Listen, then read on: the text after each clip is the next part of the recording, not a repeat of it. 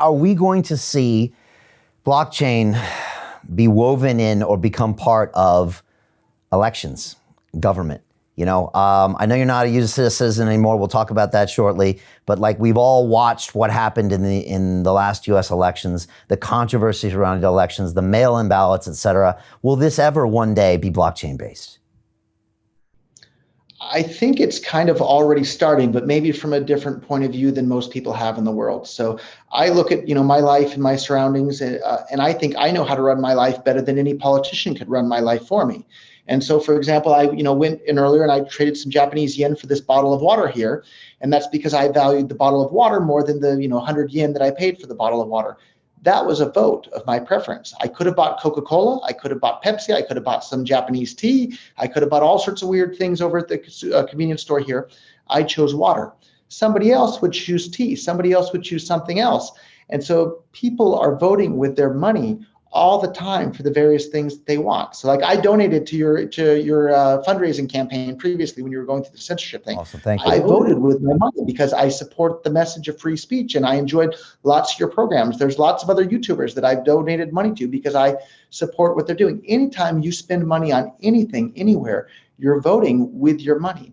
And I think that's what's so incredibly powerful about cryptocurrencies is that suddenly now the vote with your money can't be censored.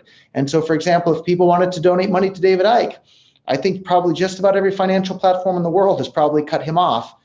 Cryptocurrencies can't cut him off unless you're having to use a custodian with your Bitcoin because the fees are too high to work with it directly.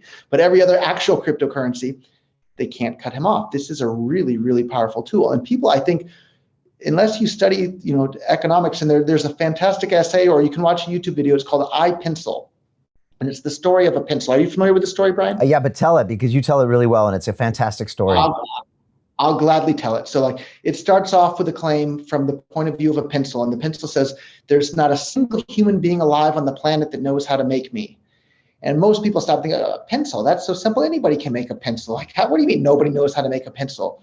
But then he goes into the detail, right, of a pencil. There, for example, there's the yellow paint, and to make the yellow paint, they dig some dye out of the ground somewhere, and maybe mix it with something else to make the yellow paint and this and that. And then for the wood that's in the pencil, they cut down trees somewhere else, and then there's the chainsaws that are used to cut down the trees, and the chainsaws are made with iron ore that's dug out of the ground somewhere else, and they run on gasoline that comes from oil in the Middle East that's then shipped on a tanker to a refinery, and they refine it into gasoline that then winds up to the gas station that they sell it to the lumberjacks, and there's the restaurant that cooks the food for the lumberjacks that are cutting down the trees to make the wood in the pencil. And then there's the rubber tip on the end of the pencil that comes from like rubber trees in Thailand and then has to get processed somewhere else. And it goes through the entire story of making a pencil. And you read the story and you realize, my God, the pencil was right. There's not a single human being alive on the entire planet that knows how to make a pencil.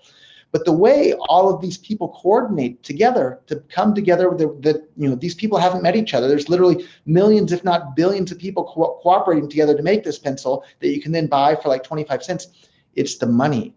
The money transmits the information as to what to make the pencil out of. Should the pencil be made out of wood? Should it be made out of plastic? Should the rubber be from rubber trees in Thailand or somewhere else? And the money is the flow of the information for people all over the planet to be able to collaborate with each other, to be able to produce the most things for the most number of people, whether it's pencils or pens or cars or clothes or jackets or bottles of water at the convenience store.